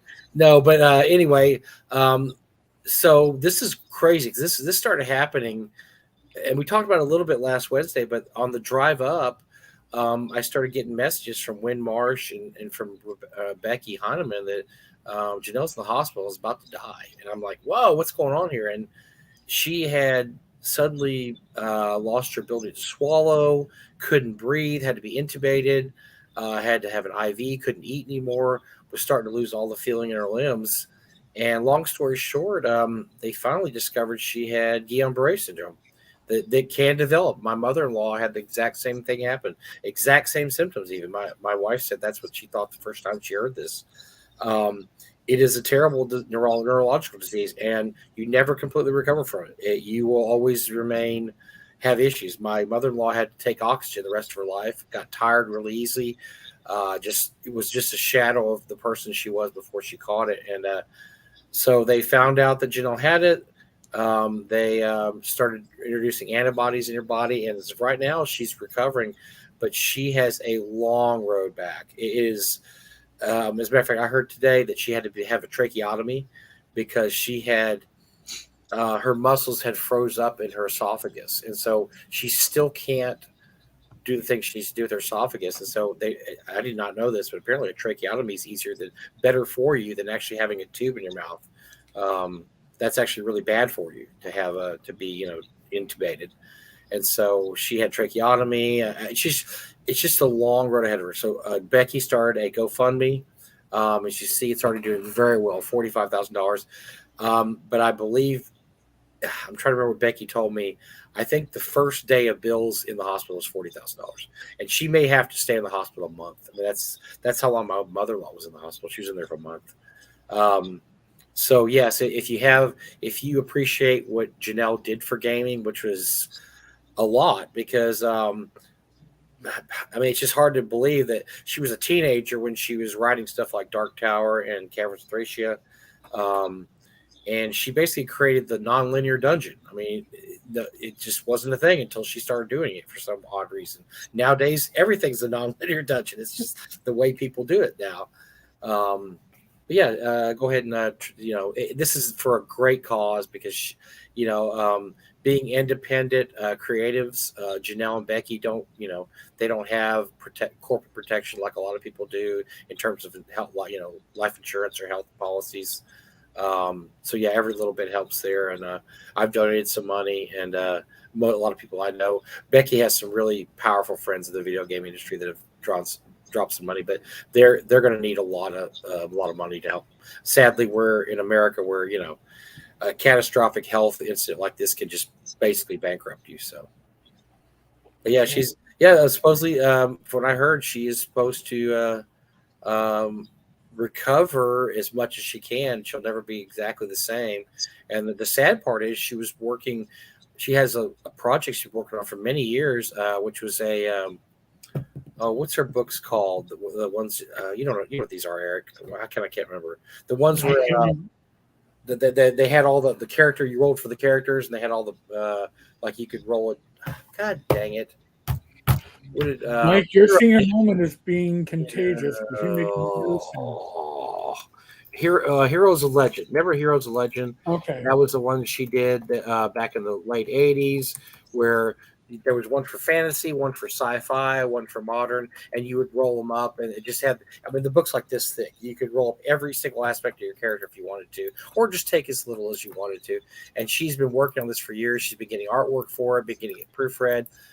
Sadly, I'm sure that's on the back burner. I really hope she can eventually finish that. But yeah, so she's great. I mean, just a really good friend. I really like her a lot. I've known her for quite a few years, and they don't live that far away. She and Becky, and I feel bad. I don't see them as much as I really should, but they do come to North Texas every year, and yeah, I mean, I don't know what else to say. I mean, just if you can spare some money, please send it to her and help her out. I mean, it's just really sad that this happened to one of the big creative minds in our hobby. And by the way, she's still got it too. And you talk to her, she is still so sharp about what works and what doesn't work in adventures. Just game development.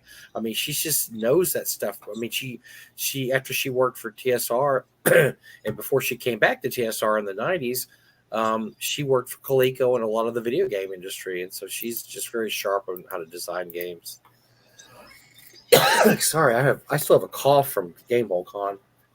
Uh, blaming Alex. No, I talk too much. That's a shock. No, I know it's a shock to you, Eric, to know that, but never, Mike, never.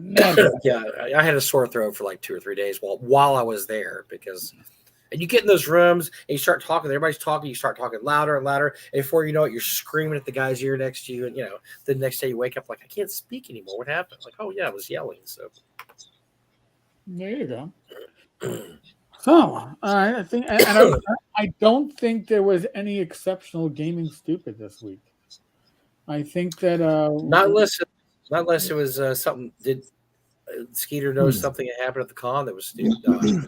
I know. Everybody took the week off for GameHole for Alex's. Yeah, GameHole. no, it was. Nobody did anything really stupid this week. Yeah, it was a low event in gaming stupid. I mean, what do we have? We have like Paizo's price increase, but that's not really gaming stupid. That is the economy in general. That it's not a surprise after watching increase their prices. You knew that the other larger companies were going to be doing the same. Not a surprise. Yeah, I don't think we had any. Honestly, God, stupid. By the way, I heard some good stories that I can't ever repeat about inside info on WotC. So maybe I'll tell you privately, Eric, but I cannot repeat them online. But I can't say anything. Never mind. That's what I'm just going to tell you. There's some great stories out there because I did talk to some WotC people and yeah, some of the let's just say a lot of the WotC people aren't happy either with what's happening.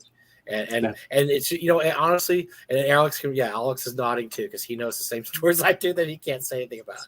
But a lot of the people are and look, this is something we talk about all the time, Eric. And you know what? We hit the nail on the. So somebody that we like said, "You guys hit the nail on the head. Sometimes you don't. Sometimes you guys are fishing and you don't know what you're talking about." But apparently, one of the things who really hit our nail on the head is that they have a bunch of people that don't know anything about gaming that are in charge now, and that is not a surprise, and it's nothing hidden. They understand microtransactions and subscriptions and digital products. What we talk about is exactly what I heard from people. It's like, yep, that's they're Microsoft people working in the gaming industry, and they just really nothing is necessarily done maliciously. It's not like they're doing things maliciously to screw gamers over. It's just they don't know, they don't understand the industry. And so that's what I'm here. So the same thing we talk about, this is nothing we don't already speculate about, is apparently pretty, hit the nail on the head, let's just say. Makes me feel good. They were right about something. We're frequently right about stuff, but and honestly, sometimes the stuff that we're wrong about, we're actually right about, but we're just right earlier than it actually happens. Sometimes we're like idiot savants. Somebody that knows said that when they retire, they will come on our show and we'll have the best 2 or 3 hour show we've ever had in our life because they will spill the beans. I'm like, yes, it'd be awesome. Mike, you're leaving an idiot. So much we can't tell, but yeah, it's funny stuff. But yeah, it's more. This whole year, WotC was just dumb decisions being made. More not malicious, just stupid, just self-inflicted. That's all it was. Yeah, pretty much. And it's kind of like doubling down. It's like, oh man, I lost that last round. Well, I gotta make up my losses, so I gotta bet big. And then it's like, damn, I lost again. So yeah, that's. Wait, see, Mike, you're leaving not just this idiot in suspense, but you're leaving the live stream idiots in suspense. Why don't you? We'll see. Okay, why don't you get to GameHole, people, and then you can. I would have loved to have small room with people that know this stuff. In addition to financial issues that are going on, we also had Rachel's cancer. That's right too. Yeah, you had that too. Yeah, and she's doing better. Thank goodness. Yes, thank God. It was the tumor was removed. The surrounding tissue and the lymph node that were also removed were negative for any cancer. So it looks like it didn't spread. And next week we'll find out from the radiation oncologist if there's radiation or not or whatever. But yes. Well, Eric, this is why I travel with whiskey, because you get these guys a couple drinky poos in them, and they just start, man, they might tell you things that maybe they're not supposed to throw out there. Alex knows how that works. He sees some famous game designers that maybe have had one. Mike, when you learn that stuff, that's the stuff that goes with you to your grave. All right, so I'm already there. I already know that aspect of it. It's like yeah, Rach, I can't even tell you because you might actually bump into somebody at a con and let that. So I can't even tell you this. Yeah. So yeah, all right. Well, I don't tell my wife, but then my wife doesn't know what's going on. She would Rach has way too much of an idea now. Rach is more wired in than much of our audience, and I'm scary to say. So she'll overhear stuff and she'll start popping her mouth, going, I remember when. It's like, oh, geez. She's been too involved now. It's all the conventions that we've gone to. All the conventions. Stop it. Yeah. Alex, thank you so much, man, for joining us. Thank you, sir. I really missed not getting to GameHole this year. Rach loves Madison. She loves GameHole. It's the convention that she gets to game and socialize, and then run away to Madison and actually do her yoga in a local yoga studio and really enjoy Madison for what it is. My wife went downtown and there was a street fair down there, and she spent all day hanging out at the street fair. And probably there's food and all kinds of fun stuff. They didn't even know this is like a totally different thing in the GameHole. They just have all their own stuff going on, and so she didn't have to mix with a bunch of dirty gamers. She got to hang out with the gamers. They aren't as dirty as they used to be in the 90s. Sure. Gamers. We had a long discussion about that, actually, about how much hygiene has improved at gaming conventions, and it has. It really has. I was really happy. Yeah. Well, there's been a lot of messaging on that subject. That's true. There's a lot of memes and a lot of Facebook talk, and yes, it's not like in the 80s when it happened all the time. Oh my God, I remember at Gen Con back in 93, 94, and it was just like you sat at the gaming table and you're like, oh my God, it's more than one person who hasn't bathed. Yeah, those awful days. Thank goodness for social media now. People get shamed, and it doesn't happen as much. Thank goodness. That's wonderful. Yeah, well, at some point, guys, we'll have if maybe allowed. I don't know how this would ever happen. Actually, we can really dish on what we all know about WotC, but until then, we have to be those guys who say I can't share what I know, and that sucks. But yeah. It's kind of fun because next year we're all in suspense because Eric and I are always talking about this is kind of a weird year, and next year is going to be interesting, and so we're all kind of just sitting on pins and needles ourselves, going what exactly is going to happen. I mean, they've said a bunch of contradictory things. Well, there's not going to be no. We're not going to do 6.0 or 5.5 but we're going to change everything. But it's not really changing. We're not really going to change a lot. I mean, it's just like all over the place. And you're like, we just gotta wait and see what happens. The engine stays the same, but with changing the body, but the engine's the same. Mm-hmm. So that's what it comes down to. We'll see. We won't. I'll believe it when I see it. Mm-hmm. Yeah, pretty much. Yeah, until we can see it, we won't really know. So, well, again, Alex, thank you. Mike, I would thank you, but I see you too often as it is. Tough one. Yeah. Yeah. Going at the bottom of the screen, 10cards-tavern.game/the-end. That'll take you to the end of everything. It's the current Kickstarter from Frog Eye Games, Alex. It's a campaign. It's setting material, written theoretically for 5e, but I just backed it and I planned during the show. I actually backed it too. So appreciate it because I took a look at the preview. You can look at the preview, by the way. Go to that link. Yep. Look at the preview. The preview will impress. Okay, honestly, $45 for the hardcover and PDF, $25 for the PDF. PDF will release in November, so you're not going to be waiting very long. And if you're impatient like some of us, you can start running it real quickly. It should be a lot of fun. Other than that, be safe, be well. God bless. Roll those dice, roll them well. If you're on the Discord, we have a hangout at 9 p.m. in the Speakeasy. Random Party Generator on 8 p.m. on Friday. Gamers Health 8 p.m. on Saturday. I think I covered it all. Holy crap! I think you got it. Damn, you're getting good at this. No, Someday. Yeah, someday. 3 years of it. All right, folks. Later, everybody. Later. Let me go. Damn it. 3, 2, 1, down. Not letting up, us down. out, man.